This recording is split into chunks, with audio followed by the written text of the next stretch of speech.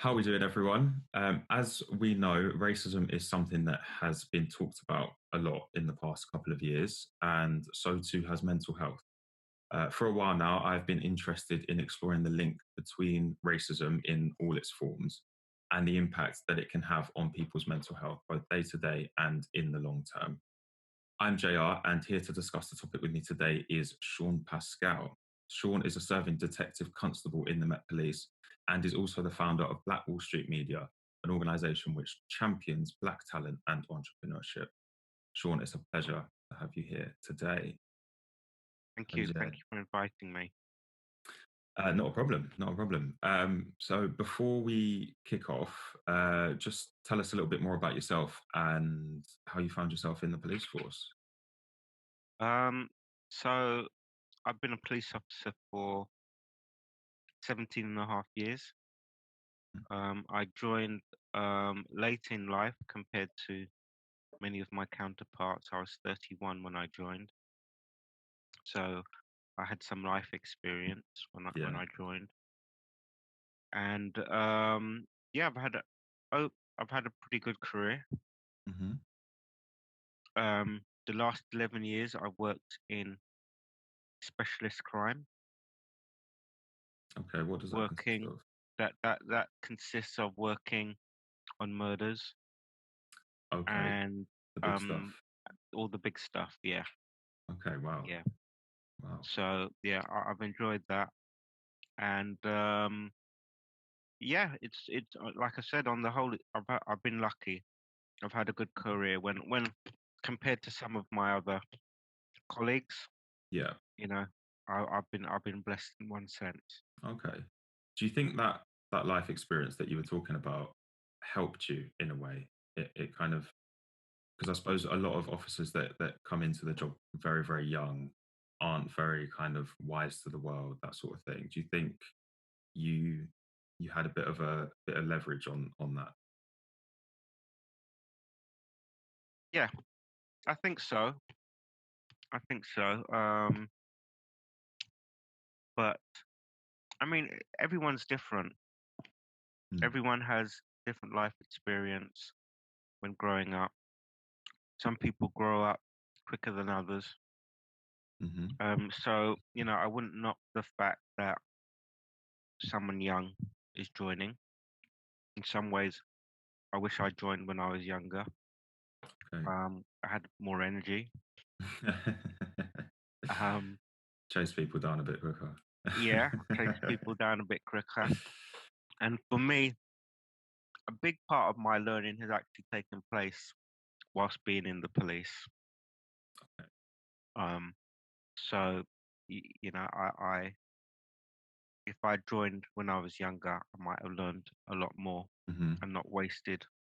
I feel wasted my 20s, probably some of the best years of my life. Okay, that's Yeah. interesting. That's interesting. Um, One thing I was wondering about your time in the police, sort of all of the experiences that you've had working with the community and particular parts of society.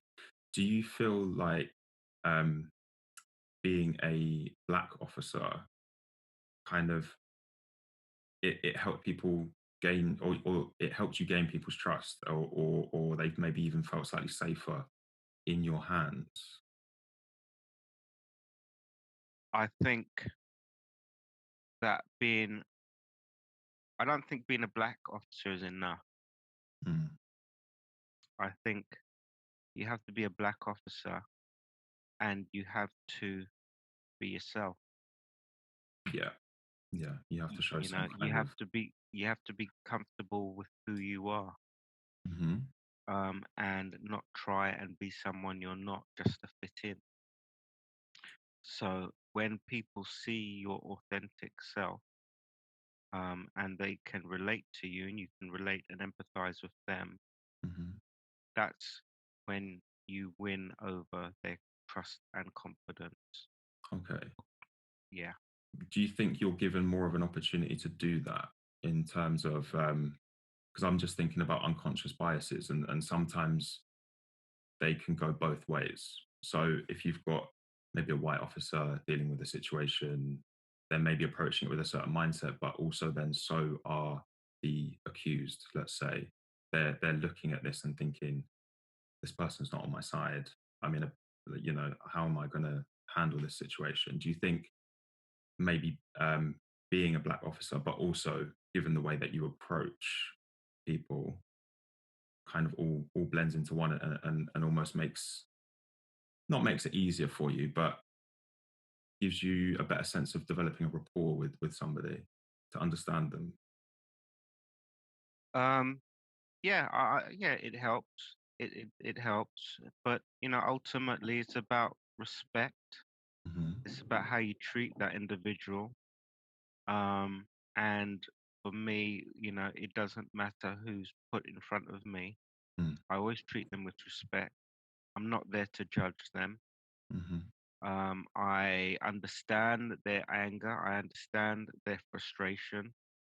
Um, I don't know their life story, um, but I'm here to listen, and I'm here to make sure that their rights are observed, even when I'm doing my job, because ultimately, all I want to do is get to the truth, and the truth may be that they're innocent. Mm. So if that's that's how I approach things, and that's how um, the people I've worked with over my career have dealt with situations. Mm. And when I have seen people going down the wrong path, Mm. I've questioned, I've challenged, um, and but it's not an easy thing to do. It's not always an easy thing to do. Mm. That kind of leads me on to my next question, really. In Do you think that there is enough of an onus on the let's say the Met Police, for argument's sake? Do you think there is enough of an onus on them to understand the communities they serve? Because obviously a lot of it is about protection, and rightly so.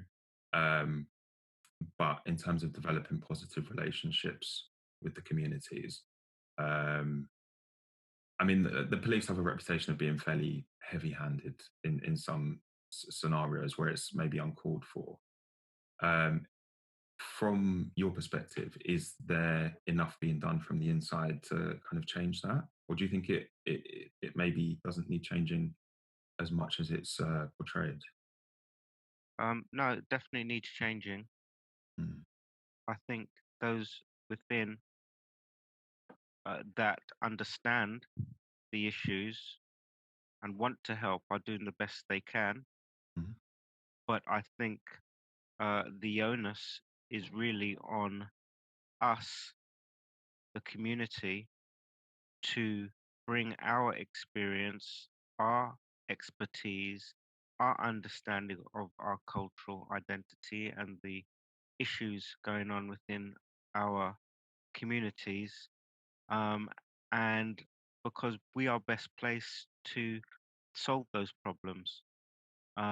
And as much as the Met can try, there's only so much they can do in terms of having the passion, the will, and understanding to fix these issues.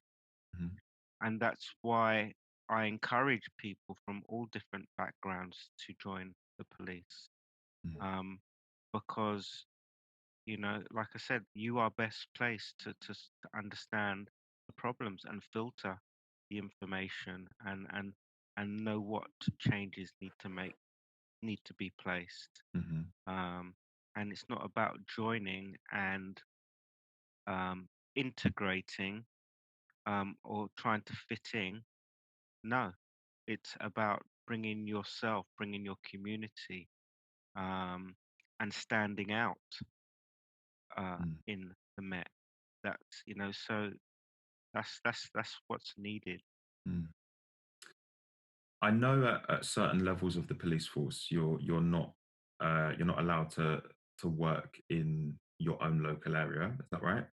But is that the same across the board, or are officers serving their own communities? I feel like that is a key element in the way that things could be viewed. It's down to the individual. There's nothing preventing you from working in your own local borough. Okay. It's not something that's encouraged, Hmm. because obviously there can be complications, there can Yeah. be issues that arise, and you don't want these issues on your doorstep. So, Fair enough. it's simply, that's simply the reason why, because as good as you are at your job, and as respectful you are to your community, it just takes one person who just, doesn't like you for Hmm. whatever reason, and you leave yourself open to, and Yeah. you have to think about your family as well, because you know you may have signed up to be a police officer, but they've not uh, Yeah. signed up. So you have to think about all the worst case scenarios. So clearly, racism is kind of deeply entrenched into our society. So much so that, as we were saying, unconscious biases are kind of everywhere. From the messages we get from the media to the way or the way people interact with us on the street and stuff like that. How much of these external attitudes do you think we internalize and almost create a self-fulfilling prophecy of this is how they want us to be? I think, it's a huge problem, Hmm. particularly amongst the older generation, Hmm. because a lot of us have this mindset that nothing's going to change, and we've kind of given up in a way. Um, we look down on our own community in some ways, and we look up to the white community as something or somewhere to aspire to be. Yeah. Um, so, until we unlearn all this negativeness towards ourselves and our community, we're going to struggle. So we really, really need to change our mindset, and for our young people to acknowledge and see themselves as the great people they are, with the great ancestry of Hmm. who they are, and they need to see, you know, people that resemble them in all walks of professions, Hmm. not just music, not just sport, but as lawyers and Hmm. doctors and CEOs, Intellectuals. intellectuals, Hmm. and they're out there. They Oh, are out definitely. there, Definitely. and and it's just that like you mentioned, media. They've just not been put out there Hmm. because it doesn't sell newspapers. It's not, and it doesn't fit their narrative. Mm. And It's not inflammatory unfortunately, enough. no. And unfortunately, when you see a person of color, it's in a negative context. It's in the link to criminality, um, or it's to do with rap music, or or sport, and it sort of ends there. Hmm. So yeah, we need to change mindsets. Yeah, yeah, absolutely. And kind of linking onto that, we kind of, if you establish what you might call the white norm, kind of overarching everything, Mm, and there's definitely an idea of if you display a particular temperament that kind of aligns with that, then you'll be seen in a more favorable light. And if you differ away from that, that's when the real scrutiny comes. mhm, The example that I had in mind, I don't know if you're a football fan, but the way that the media portrays N'Golo Kante versus Paul Pogba, that was something that caught my eye a few years ago. And for those who don't know, N'Golo Kante, well, they're both extremely successful black footballers playing at the moment. N'Golo Kante is often seen as very kind of straight laced, hardworking, no nonsense, humble. Whereas Paul Pogba, who's been equally as successful, is portrayed as more flamboyant, flashy, difficult to work with, and in quotes, has an attitude problem. Um, the way that we are fed stories about those as individuals is poles apart, considering how successful they both are. Do you think that when we look at examples of successful black people, the ones that are the most prominent, do you think we see more of a sense of assimilation in the kind of N'Golo Kante mold of these are the qualities that we want to, we want you to align with us? Or do we see more of the again, in quotes, rebellious Paul Pogba types? Um, yeah, I mean, the way they portray Paul Pogba is as is almost to stereotype him, Hmm. and they make that out to be a negative thing. And it may simply be a case that Paul Pogba, you know, doesn't want to follow the status quo. Mm. Paul Pogba just wants to be Paul Pogba, and that's fine. Be Yeah. yourself, and Hmm. that's the problem. If you try and be yourself, if you try and be an individual, if you embrace who you are, Mm.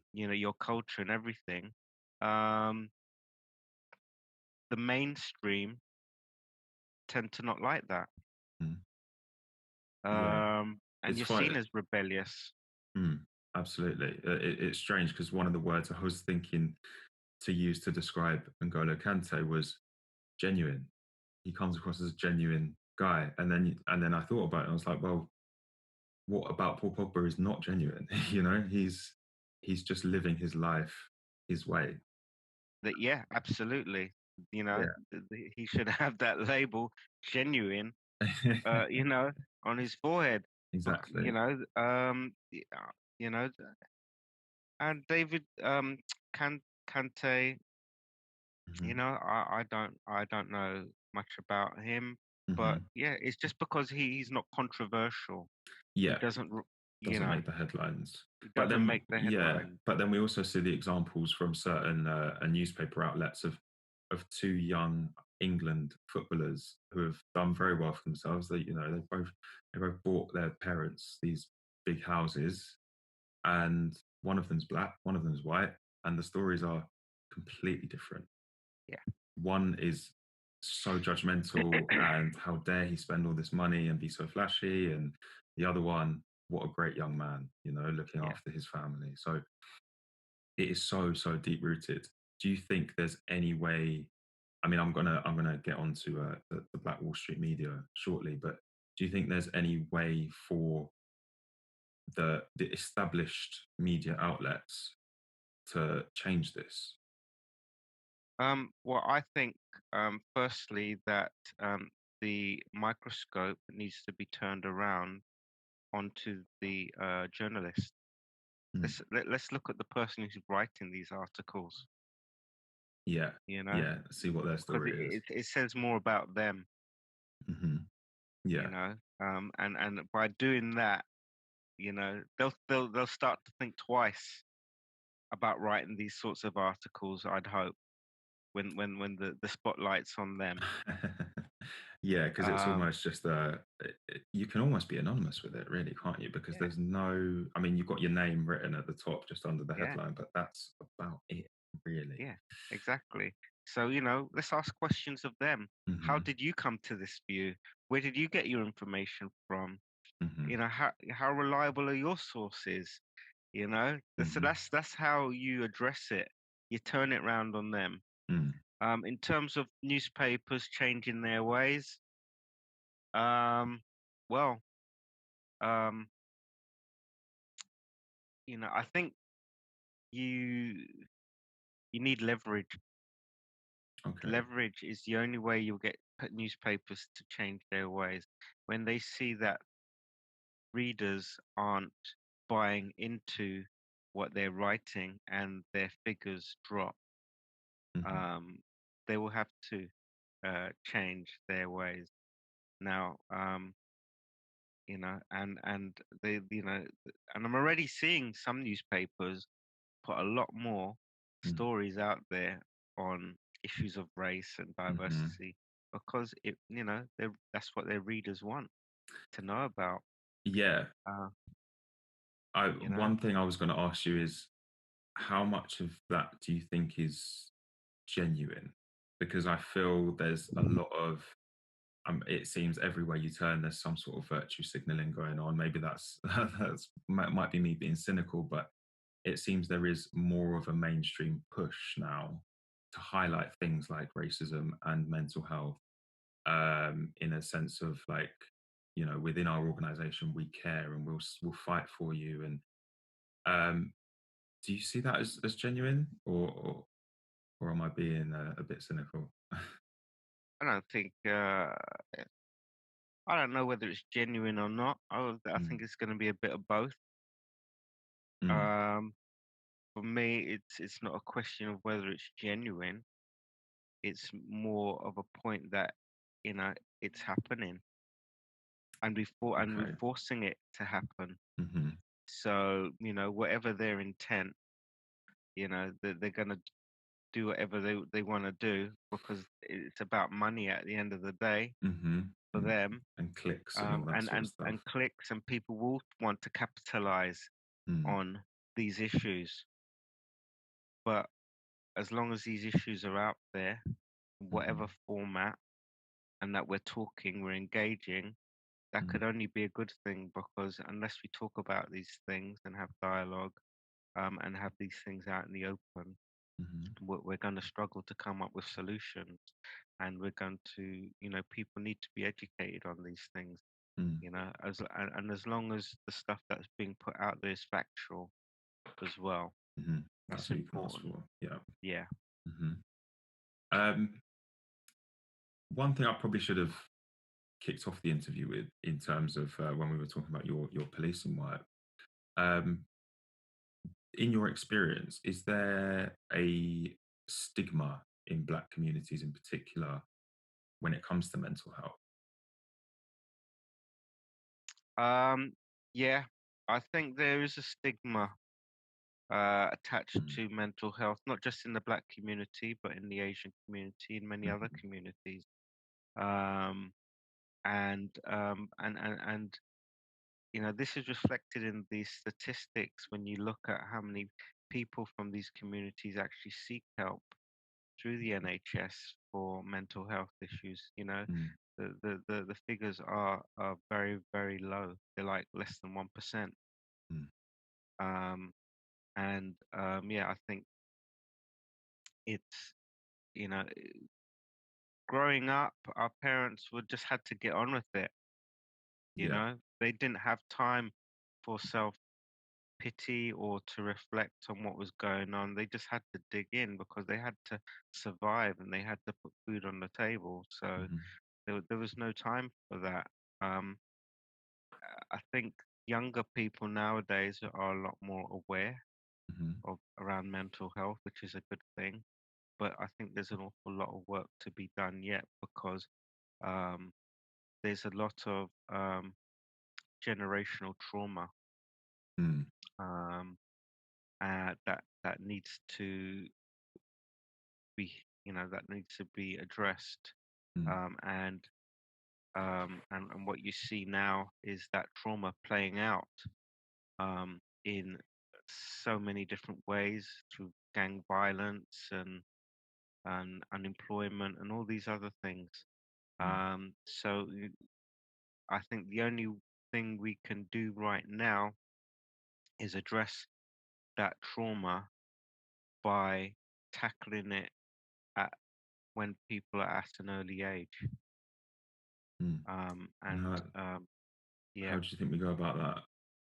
I think through schooling, through education, teaching, um, you know, young people need to have some sort of outlet where they can talk out their issues, Mhm, um, and so they can be dealt with at a young age, so it doesn't impact on them in later years. Because otherwise it just builds up, and it can destroy your whole future.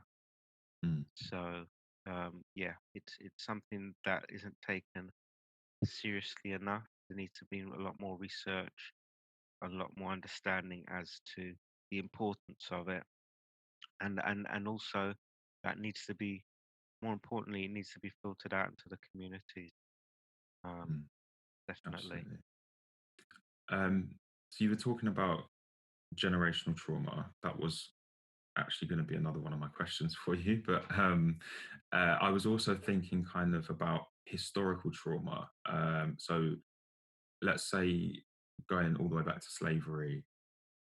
Do you think this? I don't know. This might be an outlandish idea, but do you think that the kind of historical trauma that has kind of bled through the generations, do you think that can have an impact on the ambition and drive of individuals, but predominantly in white countries, where we're seeing still all of these unconscious biases and everything that we've been talking about? Yeah, definitely. You Mm, know, it has transcended down the line, um, things that took place during times of slavery. Um, and Yeah, there's a lot to undo. mm, Um, so yeah, and it will take time. But yes, I do think we have inherit. There are people that have inherited um, some of the um, some of that trauma. mm. Definitely. Moving on to your work with Black Wall Street Media. So, I mean, I don't want to, I don't want to explain it to you, but it seems that what you're doing is you're showing that the Black community almost has limitless untold stories and sort of limitless possibilities for success. Um, is that fair? Yeah, that's Yeah, fair. yeah. Absolutely. Um, so, what impact do you think that can have on the mental health of us as a community? Do you think it has the potential to change not only the narrative but how we see ourselves? Yes, absolutely. Yeah, yes. Um, it is having an impact. It will continue to have an impact because it's showing all the best of what our communities have. Mm, Um, and but it's also showing other communities, um, you know, that we're not all about knife crime, hmm. Yeah, you know, yeah. and we're There's not a lot all more to about us. this narrative that media and mainstream push out there. You know, that's all a lie. Hmm. Yeah, You know, it's this is who we are, and we absolutely. could be a whole lot more if you give us an opportunity. You know, and we need to, and it's important that we understand our value, Mm. and we because too often we sell ourselves short. 100%. 100%. And again, I think that comes a lot from these outside influences and narratives that are being put on us and almost saying, well, you can only achieve so much. So make sure you Yeah, don't aspire to more than that. Um, exactly. and I think that what you're doing with Black Wall Street Media is, I've always believed that if a society isn't built to serve you, then it's inevitable that a community will develop to serve each other. And I feel like that's what you're doing amazingly Yeah, well thank you. over at Black Wall Street Media. Yeah, I mean, what I've learned is over time is, I think too often we have become dependent on government, become dependent on uh, other people to um, solve our problems. Hmm. and whatever reason. And if we can sit here and we can wait, but I can tell you, if we sit here and wait, we're going to be exactly the same place we are now in 100 years. Hmm. So I'm not waiting. No, you got to take action while You you got to can, take right? action. You just got to do it. And as huge as that mountain may seem, you got to start somewhere. Exactly, and it always starts with one step, doesn't it? Absolutely. And And it's about consistency as well. hmm. You know, not losing sight of that goal, not letting anything else distract you from that goal, because there are distractions, and just staying focused. That's that's perfect. Perfect sum up of it. Um, I just want to ask one final question, and then I promise I'll let you go. Uh, That's all right. um, so this it's a little bit convoluted, but I feel like it is a very important question to ask. So, um, if you ask most people who have mental health problems, are you happy? They would probably say no. I think that's a fair assumption. And I've thought about this a lot. And for me, happiness is a mixture of love, acceptance, and understanding. I feel like if you can give and receive those things in equal measure, then you're at least pointing yourself in the direction of happiness. You're giving yourself the best chance at it. Um, I was just wondering what for you would be the essence of happiness, and how do we give economically poor or ethnic minority communities the best chance at a happy life? It's a good question. I think what makes me happy is having a sense of purpose. Hmm. I think we all need a sense of purpose and a sense of belonging. And we all need to recognize that we all have value and we all can bring something to the table to help others and help the greater good. And it doesn't matter how small or insignificant it may be, it all helps. And but more importantly, when we all learn to do this and think as a collective rather than individuals, you know, we can make the impossible happen. We can achieve. We've seen, historically, we've seen what happens when communities get together. We've seen last year what happened when Black Lives Matter got together and the power that has, So, there's this myth out there that, annoys me sometimes that, black people can't work together and these people can't work. Hmm. It's not true. No, We no, can, we absolutely not. do, and here's the evidence. Yeah, and it's You also know, you could argue that that's the environments that we potentially thrive in. yeah, exactly. And again, that is part of that colonialized thinking to Hmm. hold us back and not liberate ourselves is to think that we can't do it Mm. when in actual fact we can and we could do it well. We So can, we can. yeah, That's amazing. I think that is actually a great place to end the video. Shaun, thank you so much for your time today. It's been a pleasure talking to you, thank you. and getting your insight into some of this stuff. And we've only just really scratched the surface. But if you like the video, then like it, share it. You can find me on Instagram and Twitter, JRMediaLDN. And of course, you can subscribe to the channel. Also, make sure you go and check out Black Wall Street Media for some authentic, well written content surrounding the culture. And if you've got something to contribute, I believe submissions are open. Is that right? Yeah, yeah, absolutely. Love to hear from people, and happy to publish all sorts of views and content. As long as it's positive, Hmm. and factual. I'm happy to publish it. To make sure you know your stuff.